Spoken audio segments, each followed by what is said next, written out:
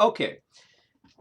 When talking about the trial, and as you read through it, there's going to be a reference to the oracle at Delphi. I want to say a few words about what the oracle at Delphi was. The oracle at Delphi was a sacred part of Greek religious life. It was thought to have some sort of direct communication to the god Apollo. We now understand what was actually happening, and the Greeks themselves, I think, understood this pretty well. Essentially, what was happening, there was a woman in the inner chamber. The woman was called Pythia. She was breathing noxious fumes coming out of the ground, and she would become intoxicated. In her intoxicated state, she would babble. These babblings would then be interpreted by the priest, and of course, and then the priest would pronounce the will of the oracle. So essentially, we can understand here that the real work was being done by the priest. Now, these priests in the Persian Wars had taken bribes. They had got several things incorrect in the Peloponnesian War. So they're not taken very seriously in this regard. On the, their actual pronouncements. On the other hand, Delphi was very respected neutral territory. If the Athenians and the Spartans wished to speak to one another, where did they go? They went to Delphi, of course. This was the place you could go to. No Greek would bring his weapons to Delphi. And if, so if enemies wished to meet, that was the place to do it. So they took Delphi extremely seriously. This was an extremely important and sacred part of ancient Greece. Yet beware of the actual pronouncements of the oracle at Delphi. This is not taken overly seriously. So when Socrates refers the Athenians to a trustworthy source, I think he is joking. I think he's being ironic. The other point that I wish to make here in video format is the way the Greeks fought and why Socrates is considered something of a war hero. Now, he's no general. He's no Alcibiades. He was simply a simple soldier. Yet he spent a good chunk of his life in the army, and in fact, he was fighting battles nearly up to the age of 50. And at one particular battle, the battle at Delium, lost by the Athenians, Socrates carried himself in an especially respectful way. Now, the way the Greeks fought was rather particular and can be well summarized by a proverb from ancient Greece. Aisanar udaisanar, one man is no man. The Greeks did not fight as individuals. They left that to what they call the barbarians, the people who did not speak Greek.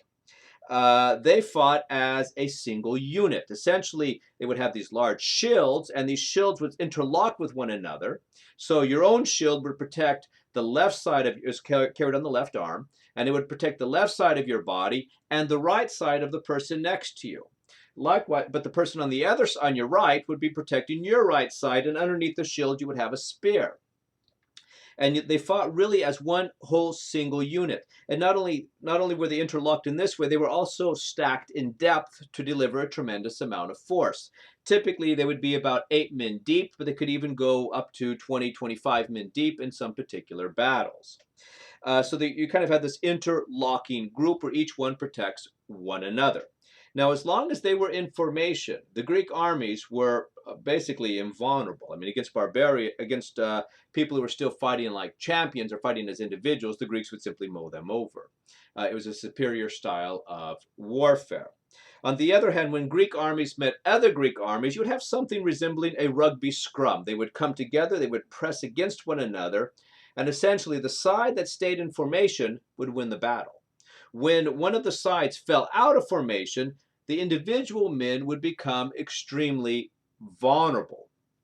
At that time, what most Greek soldiers would do is strip off their armor. If you count the shield, the spear, the greaves to protect the legs, the breastplate, the helmet, you're talking about 50 pounds. And you're no longer being protected by one another. These guys aren't set up to fight as individuals. They're set up to fight as a group.